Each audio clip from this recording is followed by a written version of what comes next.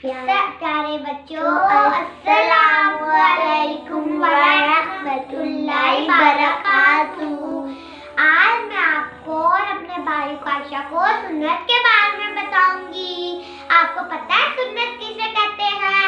सुन्नत उसे कहते हैं जो काम हमारे नबी हजरत मोहम्मद सल्लल्लाहु अलैहि वसल्लम करते थे, उसे सुन्नत कहते हैं। तो आज मैं आपको और अपने भाई काशा को सुन्नत के बारे में बताऊंगी।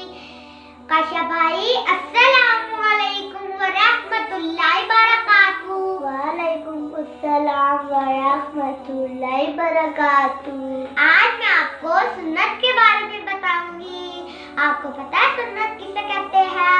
सुन्नत उसे कहते हैं जो काम हमारे नबी हजरत मोहम्मद सल्लल्लाहु अलैहि वसल्लम करते थे, उसे सुन्नत कहते हैं। काशा भाई, जब हजरत मोहम्मद सल्लल्लाहु अलैहि वसल्लम की एक सुन्नत पर अमल करेगा, अल्लाह ताला उसे 70 शहीदों जितना सवाब देगा। पर बच्चों, आपको भी क्या पता है? हजरत मोहम्मद सल्लल्लाहु अलैहि वसल्लम की सुन्नत पर जो अमल करेगा, अल्लाह ताला उसे 70 शहीदों जितना सवाब देगा। काशा भाई, जब हजरत मोहम्मद सल्लल्लाहु अलैहि वसल्लम बुलंदी पर चढ़ते तब वो क्या पढ़ते थे? अल्लाहु अकबर। और जब वो बुलंदी से उतरते तब वो क्या पढ़ते थे? सुभान अल्लाह। माशाअल्लाह। काशा भाई,